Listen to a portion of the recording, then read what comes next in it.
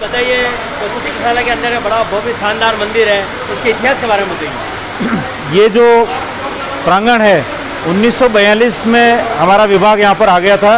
पहले राज दरबार में चलता था, वहाँ बागोर की हवेली में, वहाँ से इस विभाग को यहाँ पर शिफ्ट किया गया 1942 में।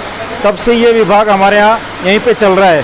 तो 1942 के बाद में यहाँ पे मेवाड़ स्टेट का पशु चिकित्सालय होता था। आज़ादी के बाद में पशु चिकित्सालय यहीं पे कार्यरत है। ये जो मंदिर है 100 साल पुराना शिव मंदिर है। ये सामलदास जी की छतरी है जिसके ऊपर शिव मंदिर बना हुआ है।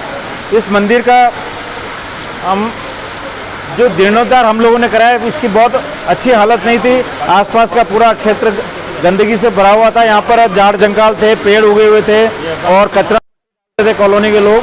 फिर हमने इसको अपने राजस्थान पशु चिकित्सक संघ के द्वारा इस काम को हमने अपने हाथ में लिया और 2021 से हमने इसके जीर्णोद्धार का शुभारंभ किया। और इस पूरे मंदिर के जीर्णोद्धार में करीब 18 लाख रुपए हम लोगों ने पशुपालन परिवार से और दानदाताओं से, पशु प्रेमियों से और जो शिव भक्त हैं उनसे हमने प्राप्त किया। और आज जो ये परिसर का जो स्वरूप दिख रहा है वो उसके बाद में निखर के आया है। और जो आप पीछे की तरफ एक हनुमान मंदिर देख रहे हैं, हनुमान मंदिर पहले नहीं था।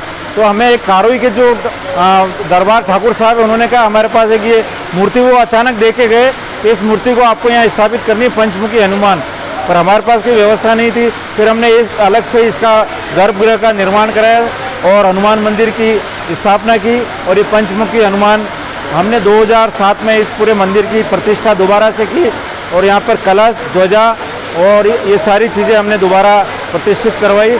और इस मंदिर का पराक्रम देखिए, यहाँ का चमत्कार देखिए। हम चर्चा कर रहे थे कि इस मंदिर में कोई चोर आ जाएगा, तो एक बंदा यहाँ पे दर्शन कर रहा था, उसने कहा यहाँ के सीसीटीवी की व्यवस्था मेरी तरफ से।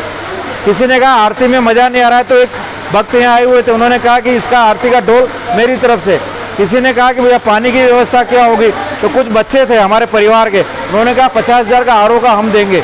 इस तरह से ये जो ग्रेनाइट है वो एक आबू रोड के ठाकुर साहब है, उन्होंने 1,80,000 रुपये का हमें ये ग्रेनाइट हमें डोनेट किया।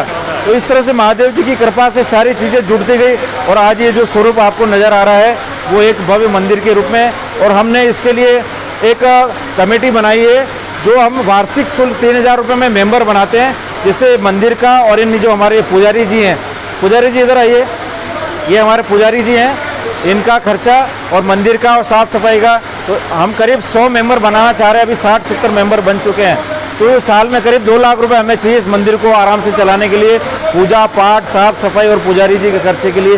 तो उसके लिए हम प्रयास रहते हैं और हमें विश्वास है कि मंदिर अनवरत इसी तरह से साफ सफाई से चलता रहेगा। और लोगों को ये जो हमने जो सुविधा उपलब्ध कराई, यहाँ पे पशुपालक आके बैठते हैं, जो बाहर से आते हैं वो खाना भी खाते हैं, उनके लिए ठंडे पानी की भी व्यवस्था है, पंखे वगैरह लाइट की भी व्यवस्था हमने की है।